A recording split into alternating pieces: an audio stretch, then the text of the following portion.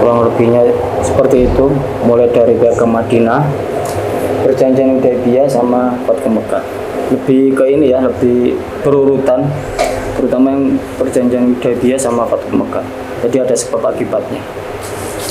Dari itu cukup sekian dari saya. Terima kasih.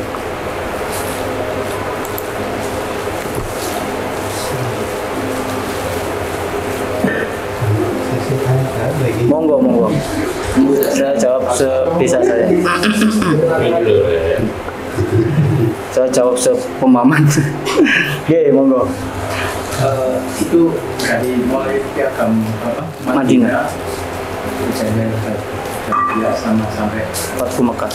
itu kan tertulis ya yang Hudaybiyah sama Piagam. Piagam sama perjanjian ya. Sementara yang saya tahu selama ini Rasulullah itu dahulu. Nah, siapa yang nulis itu? Kemudian di situ disebutkan bahwa yang menandatangani Rasulullah. Padahal Rasulullah memang diciptakan oleh Allah itu buta huruf supaya Al-Quran itu benar-benar mukjizat. Nah itu bagaimana penjelasannya? Yang menulis siapa? Apa Rasulullah cuma kat jempol atau bagaimana? Kalau ya izin jawab, ya, sesuai pemahaman saya yang waktu baca di Sirah Nabawi itu kan ada perwakilan ya untuk yang Perjanjian Hudaybiyah dulu. Ada perwakilan dari kaum Quraisy itu yang membawa itu tadi perjanjian dan disampaikan pada Rasulullah.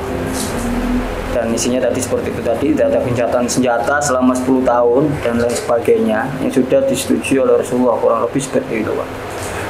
Mengenai itu penandatanganan atau seperti apa saya kurang paham sih. Mungkin Mas Habib bisa bantu menjawab. Piagam Madinah itu. Piagam Madinah juga saya kurang paham. Tapi waktu saya baca isinya seperti itu. Jadi sudah disepakati dan disetujui oleh Rasulullah.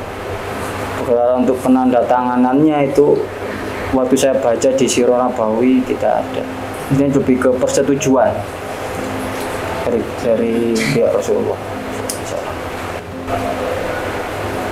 Iya Mas Habib, ada tambahan? Jadi kalau apa ya sudah tulis Rasulullah itu banyak, termasuk Muawiyah yang kadang-kadang itu kalau kita itu ada konflik antara Muawiyah dengan itu bagaimana?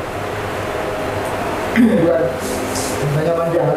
Ternyata Muawiyah itu adalah juga ditulisnya Rasulullah ketika ada wahyu turun di Mekah, yang menulis diantara itu adalah Muawiyah. Ada Zaid bin Haris juga. Jadi Rasulullah tetap benar. Rasulullah itu adalah seorang yang umum, seorang yang buta huruf dan tidak bisa menulis. Dan itu adalah bukan suatu kelemahan, itu adalah kelebihan. Kelebihan bahwasanya Al-Quran itu adalah bukan karya manusia, bukan Rasulullah, tapi Al-Quran adalah kalam. Nah, di samping Rasulullah banyak sekali para sahabat yang ahli di dalam tulis diantara itu. Kalau tanda tangan tidak, saya kira itu dalam risalah tidak ada tanda tangan Rasulullah. Saya kira itu tidak. Perjanjiannya ada perjanjian disebut oleh Rasulullah dengan akhirnya. Jadi biasanya di dalam perjanjian tadinya ini menunjukkan bahwasanya pada zaman Rasulullah saja itu undang-undang yang dibuat itu hanya tidak hanya Al-Quran. Rasulullah membuat perjanjian ini sebagai undang-undang. Di dalam kita saat ini ada golongan dari orang Muslim, golongan yang mengatakan bahwasanya undang-undang yang benar itu adalah Al-Quran dan hadis. Selain Al-Quran dan hadis seperti Undang-Undang 45, Pancasila dan yang lain itu adalah buatan manusia, kemudian lebih daripada buat. Ternyata Rasulullah pada tahun 1 Hijriah, awal kali hijrah di Madinah untuk menyatukan suku-suku agama pada waktu itu sudah membuat perjanjian dan itu adalah bukan Al-Quran. Jadi kan perjanjian undang-undang dasar selama itu tidak bertentangan atau perjanjian lain selain Al-Quran dan tidak bertentangan dengan syariat atau Al-Quran. Kalau tadi Rasulullah benar, siapa yang nulis itu adalah kesepakatan Rasulullah dan Jibril. Kalau di antara bisa menentukan banyak sekali sahabat yang ahli nulis, ahli bahasa Persia, bahasa Romawi, bukan bahasa Arab saja. Mungkin